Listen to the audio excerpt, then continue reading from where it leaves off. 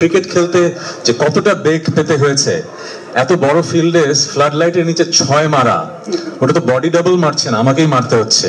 So আমার হয়তো একটা 6 মারতে যে 20টা বল খেলতে হয়েছে, কিন্তু এই ভদ্রলোকের দেখলাম যে 2 বলে এক একটা 6 মেরে দিচ্ছেন। So he is a brilliant actor plus A brilliant cricketer.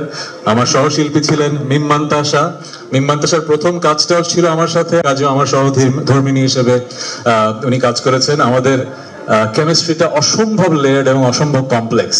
আমি চেষ্টা করেছি, আমার পরিচিত অনেক নারী সাংবাদিকরা আছেন, তো তাদেরকে একটু দেখার চেষ্টা করেছি, তাদের ফেসবুকে গিয়ে একটু স্টক করেছি।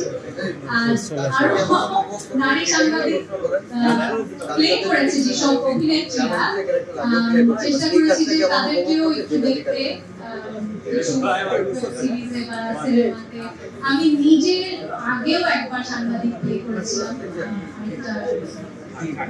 সেটা থেকে যেন আলাদা হবে, কারণ এটা মানে স্পেসিফিক্যালি ফোকাসিং অন ক্রিকেট, তো সেই চেষ্টাটা একটু করার চেষ্টা করেছি। ক্রিকেট নিয়ে আমি খুব বেশি একটা জ্ঞানী নই, তো সেই সম্পর্কেও একটু জানার চেষ্টা করেছি, ক্রিকেটটাকে আরেকটু বোঝার চেষ্টা করেছি।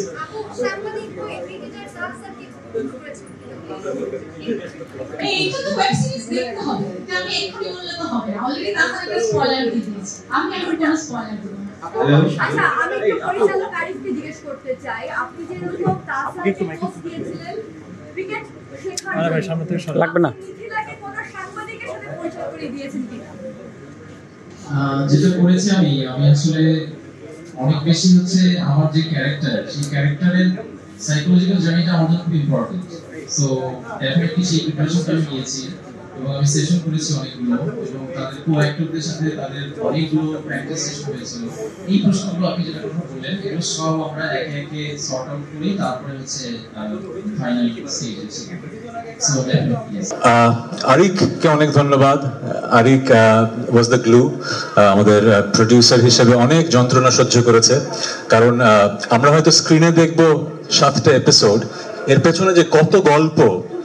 স্ক্রিপ্ট লক হওয়ার পরে কাস্টিং লক হয়ে গেল, রিহার্সাল শুরু করে ফেললাম, হঠাৎ করে দেখা গেল যে একজন কি অ্যাক্টর উনি পড়ছেন না, আরো অ্যাক্টর জয়েন হচ্ছে, কাকে নেওয়া হবে কাস্টিং এ, কোন রকমের সমস্যা হবে কিনা, অনেক ধরনের দর কষাকষির পরে we have an ensemble cast, amazing cast. I am very proud to share the screen. সবার সাথে হয়তো সিনস আমার হয়নি, কিন্তু আমি সবারই ভক্ত।